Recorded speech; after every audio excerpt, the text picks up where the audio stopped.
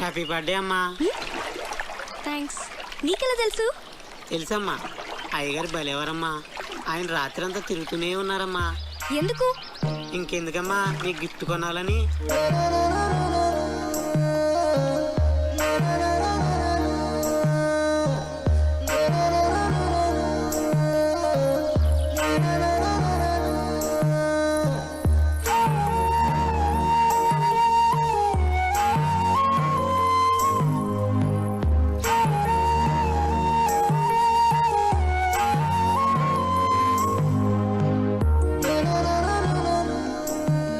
నీ కూతురు డీప్ లవ్లో ఉందిరా. లావుగా ఉన్న నా భార్యను ఎగ్జాంపుల్గా చూపించి నువ్వు హ్యాపీగానే ఉన్నావు కదా అంకుల్ అని అడిగింది. నీ కూతుర్ని నిలదీయకుండా కరెక్ట్గానే డీల్ చేసావురా. నాకు ఇప్పుడు ఏం చేయాలో అర్థం కావట్లేదురా. భయపడకు, ఇందులోంచి మన అమ్మాయిని ఎలా బయటికి తీసుకురావాలో నేను ఆలోచిస్తాను. నువ్వు ధైర్యంగా ఉండు. ఈ డాక్టర్ ఎక్కడున్నాడు?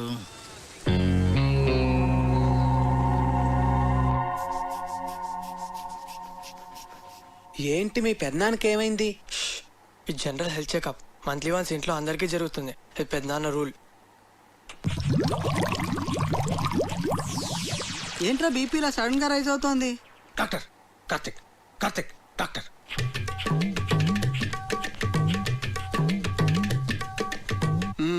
Okay, BP normal.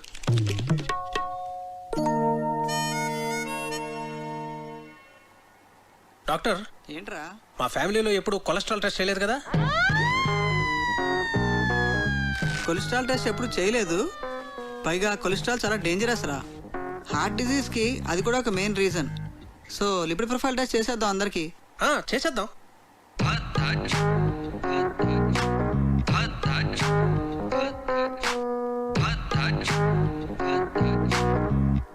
అనగనగా ఒక రాజు, ఆ రాజుకేమో 7 కొడుకులు. కావ్య, అమ్మ కావ్య, రిపోర్ట్స్ వచ్చాయి. నాన్నలేడా ఇంట్లో? ఉన్నారు అన్నయ్య. ఏంటా కంగారు? చాలా మంచిదేంద్రా కొలెస్ట్రాల్ టెస్ట్ చేయించడం. నాకు తెలుసురా, అందుకే చేయించమన్నా. మరి ఎలా నెగ్లెక్ట్ చేసావురా? నాకు కూడా అతను మొన్నే పరిచయం. నువ్వు కేర్ తీసుకోవడానికి అతను పరిచయం అవడానికి ఏమిట్రా సంబంధం? అతని హెల్త్ పొజిషన్ నాకు ఎలా తెలుస్తుందిరా? నీ బొందా, నేను చెప్తున్నది నీ గురించి. నాకా? రిపోర్ట్లు ఏమో మారంటాయి, సరిగ్గా చూడు. రిపోర్ట్సే మారలేదురా, కరెక్ట్ రిపోర్ట్సే. నువ్వు కొంచెం జాగ్రత్తగా ఉండాలి. ఏది పడితే అది తినకు. రే, నాకెలా నా కొలెస్ట్రాల్ ఉంటుంది? వాకింగ్ చేస్తున్నారు, సన్నగున్నారు. సన్నగా ఉంటే కొలెస్ట్రాల్ తక్కువ ఉంటుంది, లావుగా ఉంటే కొలెస్ట్రాల్ ఎక్కువ ఉంటుందని ఎవడరా చెప్పింది? తప్పుడు అభిప్రాయం, అది తెలుసా? దానికి మీరు ఇద్దరే లైవ్ ఎగ్జాంపుల్. అతను చూడు, లావుగా ఉన్నాడు, కొలెస్ట్రాల్ నార్మల్ గా ఉంది, హెల్తీగా ఉన్నాడు.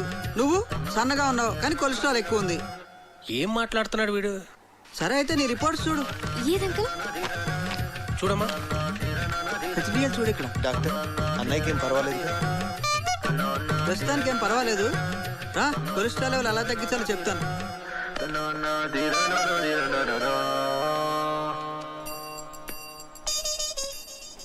ఆ టెడ్డీ బేర్ గడికి గ్యాస్ట్రిక్ ట్రబుల్, స్టమక్ క్యాన్సర్ ఉంటుంది. డాక్టర్ని పిలిపించాను. ఇప్పుడు ఏం జరిగిందో చూడు. నీకు బీపీ ఉందని తెలిసింది కదరా? ముందు లేదు, ఇప్పుడు ఆడ వల్ల వచ్చింది.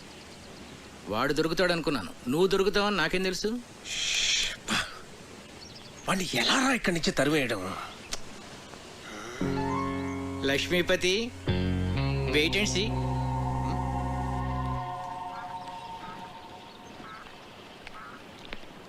నమస్తే భాస్కరం గారు. నమస్తే. రండి కూర్చోండి. కార్తీక్, నిన్ను ఒక ప్రశ్న అడగనా? అడగండి. మోడర్న్ లైఫ్లో మనకు అన్నిటికన్నా ఇంపార్టెంట్ అయింది ఏమిటయ్యా? మనీ. ఎలా? మనం కంఫర్టబుల్గా బతకాలన్నా, ఫ్యూచర్ ప్లాన్స్ వేసుకోవాలన్నా అంత ఎందుకండి, రిలేషన్షిప్స్ కూడా మనీతోనే లింక్డ్. You are right. కానీ ఒక్కోసారి బళ్ళు ఓడలు అవుతాయి, ఓడలు బళ్ళు అవుతాయి. ఏమీ చెప్పలేమయ్యా, మన చేతిలో ఏమీ లేదు. ఏమైందండి? మీరేమైనా ఫైనాన్షియల్ క్రైసిస్లో ఉన్నారా? చీచీ, నాకేం కాలేదయ్యా, మన లక్ష్మీపతికే. ఆయనకేమైందండి? ఆయనకేం కాలేదు. ఆయనతో ఉంటే మనకవుతుంది. ఉన్న ఆస్తి అంతా కోర్టు గొడవల్లో పోయిందయ్యా. వాడు మాత్రం ఈ విషయం ఇంట్లో చెప్పకుండా అప్పులు చేసి బతికేస్తున్నాడు. ఉన్న కాస్త డబ్బు ఇదిగో ఈ ఇంటి మీద ఖర్చు పెట్టాడు.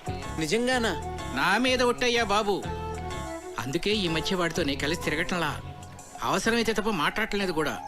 ఏదో ఒక రోజు పొద్దున్నే వచ్చి ఓ 10 లక్షలు అప్పు అడిగాడు అనుకో, ఫ్రెండ్షిప్లో కాదనలేం కదా. ఇదంతా నీకు తెలీదు. అందుకే ఏదో జాగ్రత్తగా ఉంటామని చెప్తున్నాను.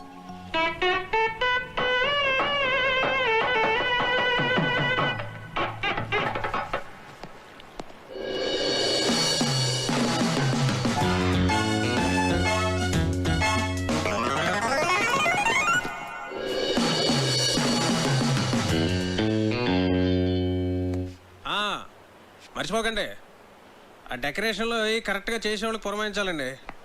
ఆ తర్వాత మన ప్రియ పెళ్లిలో అన్ని రకాల నాన్ వెజ్లో ఉండాలి అఖిరాజ్ గారు. మర్చిపోకండి. సరే.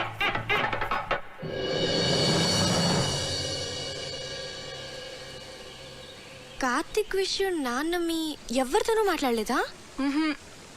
అదే మాకు అర్థం కావడం లేదు. ఏం జరిగినట్టే చాలా నార్మల్గా బిహేవ్ చేస్తున్నారు బావగారు. ఏం మాట్లాడినా ప్రియా పెళ్లి విషయం మాత్రం మాట్లాడుతున్నారే కానీ కార్తీక్ విషయం మాత్రం ఎత్తడం లేదే. అంటే నాన్న ఏదో ప్లాన్ చేస్తున్నారు. మొన్న కొలెస్ట్రాల్ టెస్ట్ దగ్గర సేవ్ అయ్యాడు కానీ ముందు కార్తీక్ని ఇక్కడి నుంచి పంపించేవే.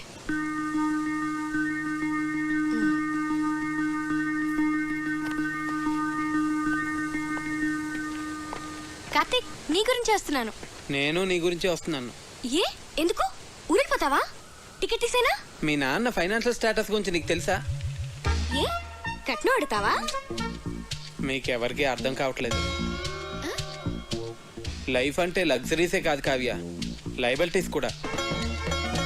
ఫ్యామిలీ అంటే పండుగలు వచ్చినప్పుడు సెలబ్రేట్ చేసుకోవడమే కాదు, ప్రాబ్లమ్స్ వచ్చినప్పుడు ఒకరికొకరు సపోర్ట్గా ఉండాలి. సినిమా చూసి వచ్చావా? నేను ఎక్కడికి వెళ్ళను, ఇంకా కొంతకాలం ఇక్కడే ఉంటాను. ఏ అవును, మీ ఇంట్లో పని వాళ్ళు ఎంతమంది ఉన్నారు?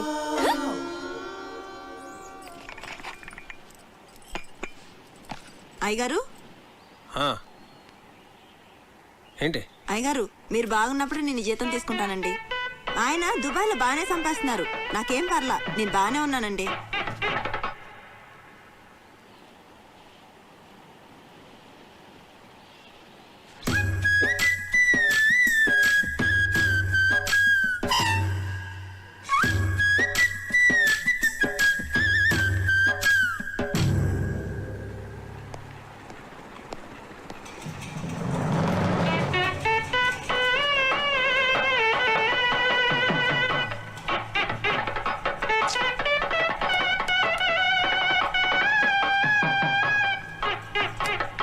ఇది ఓకేనా? చాలరా కావ్య, తిను కార్తీక్, కొంచెం చాలు. చూస్తున్నావు తినే తినవే. తర్వాత వేస్తానులే. కళ్యాణి, మండువాలో ఫ్యాన్స్ అయి ఊరికనే తిరుగుతున్నాయి, చూస్తే ఎవరూ లేరు. నేను ఆఫ్ చేసేసాను. అలా కరెంట్ అయి వేస్ట్ చేయకండి. రేపు నుంచి వేడి నీళ్లు గీజర్తో కాయొద్దు, కరెంట్ బిల్ ఎక్కువ వస్తుంది, అనవసరమైన ఖర్చు. తాటిమట్లో ఎండు కొబ్బరాకులు ఎవరు పడితే వాళ్ళు పట్టుకుపోతున్నారు, వాటితోనే నీళ్లు కాయి. ఇలా చేస్తే మనం ప్రతి నెల 300 కరెంట్ మీద సేవ్ చేయొచ్చు. సరేనా? అలాగే బాబు. అంకల్, ఒకసారి ఇటు రండి. ఇటు రండి అంకల్. మీరేం కంగారు పడకండి, నేను ఇక్కడ అన్ని సెట్ చేసి వెళ్తాను. భాస్కర్ గారు నాకు అన్ని చెప్పారు. దగ్గరండి దగ్గరండి. భాస్కర్ గారు మీకు ఫ్రెండే కావచ్చు, కాకపోతే మీరు అనుకున్నంత మంచి వ్యక్తి కాదు అంకల్. పోచండి పోచండి.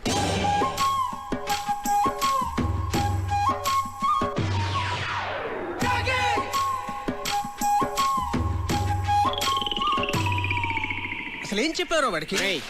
నువ్వు కంగారు పడకు, నన్ను కంగారు పెట్టుకో. అసలు ఏం జరిగిందిరా? మా పనోళ్ళు జీతాలు తిరిగి చెడిపోతున్నారు.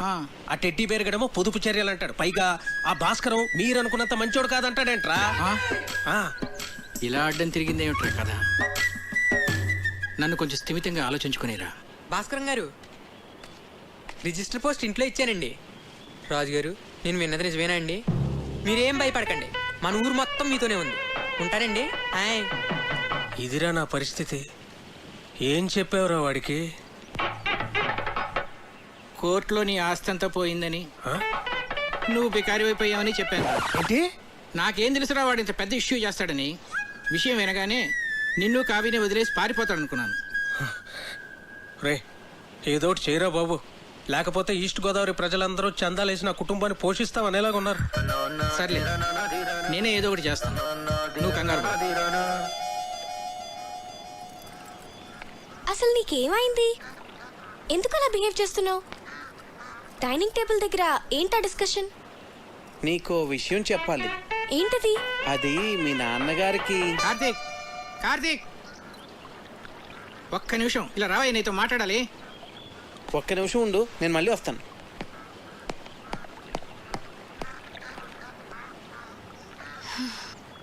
నీకు గుడ్ న్యూస్ అయ్యా, లక్ష్మీపతి గారి ఆస్తంతా తిరిగి వచ్చేసింది. అదేంటండి, కోర్టులో పోయిందన్నారుగా? హైకోర్టులో నెగ్గాడయ్యా. జడ్జి గారు స్వయంగా ఫోన్ చేసి నాకు చెప్పారు. నా మీద